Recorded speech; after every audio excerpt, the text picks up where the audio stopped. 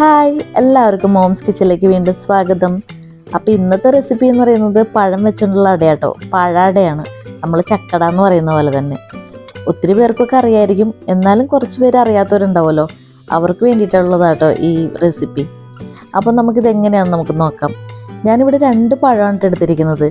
ആ പഴം ഒന്ന് ഞാൻ വേവിച്ചെടുക്കുകയാണ്, ഒന്ന് സ്റ്റീം ചെയ്തെടുക്കുകയാണ്. ഇഡ്ഡലി പാത്രത്തിൽ വെച്ച് ഒന്ന് പുഴുങ്ങിയെടുക്കാൻ കേട്ടോ. നന്നായിട്ട് പഴുത്ത പഴമായിരിക്കണം നമ്മൾ ഇതിന് വേണ്ടിയിട്ട് എടുക്കാനായിട്ട്. 2 പഴം ഒന്ന് ചെറുതായിട്ട് കട്ട് ചെയ്തിട്ട് ഞാനൊന്ന് പുഴുങ്ങിയെടുത്തു.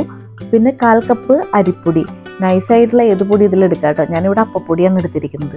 പിന്നെ 1/2 കപ്പ് ശർക്കര, നമ്മൾ എടുക്കുന്ന ഏത് 1/4 കപ്പിൻ്റെ കപ്പിലെടുക്കുന്ന അതേ കപ്പിൽ തന്നെ 1/2 കപ്പ് ശർക്കര, 1/2 കപ്പ് തേങ്ങ ചിരണ്ടിയത്. ഇത്ര ഉണ്ട് ഞാൻ എടുത്തിരിക്കുന്നത്. ഈ പഴത്തിൻ്റെ സൈഡിലുള്ള നാരൊക്കെ നമുക്ക് എടുത്ത് മാറ്റാം. അതൊക്കെ കളഞ്ഞിട്ട് നമുക്ക് മിക്സിയുടെ ചെറിയ ജാറിലിട്ടിട്ട് നമുക്കൊന്ന് ശരിക്കും പേസ്റ്റ് രൂപത്തിലാക്കി എടുക്കാം കേട്ടോ. ശരിക്കും ഞാനിവിടെ പഴുത്ത പഴം തന്നെയായിട്ട് എടുത്തിരിക്കുന്നത്. ഞാൻ പഴം നന്നായിട്ട് പേസ്റ്റ് ആക്കിയാണ് എടുത്തിരിക്കുന്നത്. ഇപ്പോൾ ഇനി നിങ്ങൾക്ക് ഇത്രയും പേസ്റ്റ് ആകേണ്ട, ചെറുതായിട്ട് കഷ്ണങ്ങൾ വേണമെങ്കിൽ അധികം മിക്സിയിലിട്ട് അടിക്കണ്ട കേട്ടോ. ചെറുതായിട്ടൊന്ന് മിക്സിയിലിട്ട് അടിച്ചാൽ മതി. പിന്നെ ഞാനിവിടെ ശർക്കര എടുത്തിട്ട് ശർക്കര 1/4 കപ്പ് വെള്ളത്തിൽ ഞാനൊന്ന് അലിയിച്ചെടുത്ത് കേട്ടോ. ഞാനിവിടെ അച്ച ശർക്കരയാണ് കേട്ടോ എടുത്തിരിക്കുന്നത്. 1 കട്ട ശർക്കര എടുത്തിട്ടുള്ളൂ. പിന്നെ ഞാൻ 1 ടീസ്പൂൺ നെയ്യ് എടുത്തിട്ടുണ്ട്.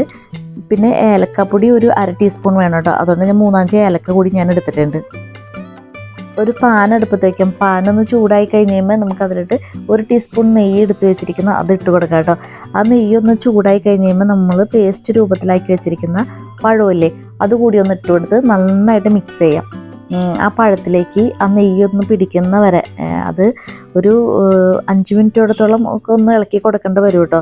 ഒന്ന് നല്ല രീതിയിലൊന്ന് മിക്സാക്കി എടുക്കാം. നെയ്യൊക്കെ ഇതിലൊന്ന് പിടിച്ചോട്ടെ. അതിനുശേഷം ഞാനിപ്പോൾ മീഡിയം ഫ്ലെയിമിലാട്ടോ തീ വിട്ട് വെച്ചിരിക്കുന്നത്. അതിനുശേഷം നമ്മൾ എടുത്ത് വെച്ചിരിക്കുന്ന ശർക്കരപ്പാനി നമുക്കതിലോട്ട് ഒഴിച്ചു കൊടുക്കാം കേട്ടോ. അതും കൂടി ആ ശർക്കരപ്പാനി കൂടി ആ പഴത്തിലൊന്ന് മിക്സ് ആയിക്കോട്ടെ. അപ്പോൾ നമുക്ക് അതുവരെ നമുക്ക് ഇളക്കി കൊടുത്തുകൊണ്ടേ ഇരിക്കാം കേട്ടോ. ഞാനിവിടുന്ന് കൈ മാറ്റുന്നൊന്നുമില്ല, ഇളക്കിക്കൊണ്ടേ ഇരിക്കുകയാണ്.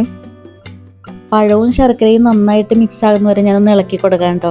അതൊന്ന് നല്ല രീതിയിൽ മിക്സ് ആയി കഴിഞ്ഞപ്പോൾ ഞാൻ അതിലേക്ക് എടുത്ത് വെച്ചിരിക്കുന്ന തേങ്ങ, 1/2 കപ്പ് തേങ്ങ, ഏകദേശം ഒരു 4 ടേബിൾ സ്പൂണോടത്തോളം വരും കേട്ടോ. അതുകൂടി ഞാൻ ഇട്ട് കൊടുക്കുന്നുണ്ട്.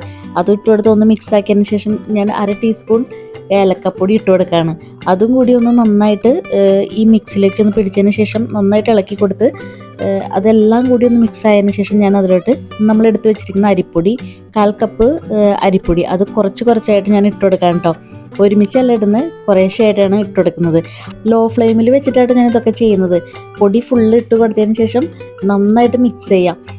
മിക്സ് ചെയ്തതിന് ശേഷം പാനിൽ നിന്ന് വിട്ട് കിട്ടുന്ന ആ ടൈം വരെ ഏകദേശം ഒരു 5 മിനിറ്റ് വരെ വീണ്ടും നമ്മൾ ഇളക്കി കൊടുക്കണം. ഒരു പകുതി വേവ് നമുക്ക് ഈ ചട്ടിയിൽ തന്നെ കിടന്ന് വെന്ത് കിട്ടണം കേട്ടോ.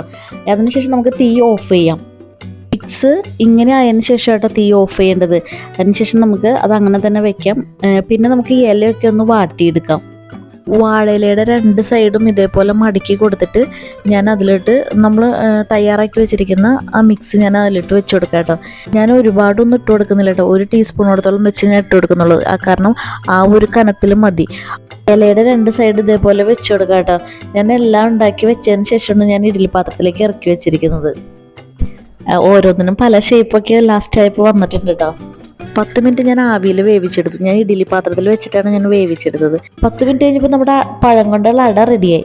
ഇപ്പം നോക്കുമ്പോൾ തളർന്നിരിക്കുന്ന പോലെ ആയിരിക്കും അടക തോന്നുന്നത്.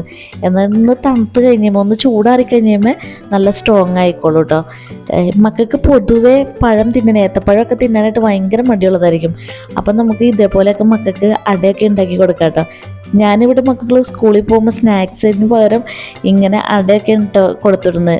ഇതൊരു ഹെൽത്തി ഫുഡ് കൂടിയാണല്ലോ. നമ്മൾ ആവിയിലുള്ള വേവിച്ചെടുക്കുന്നത്, നെയ്യ് ഒഴിച്ചു കൊടുക്കുന്നുണ്ട്, അതേപോലെ ഏത്തപ്പഴമൊക്കെ ഇട്ടാണല്ലോ ഉണ്ടാക്കുന്നത്.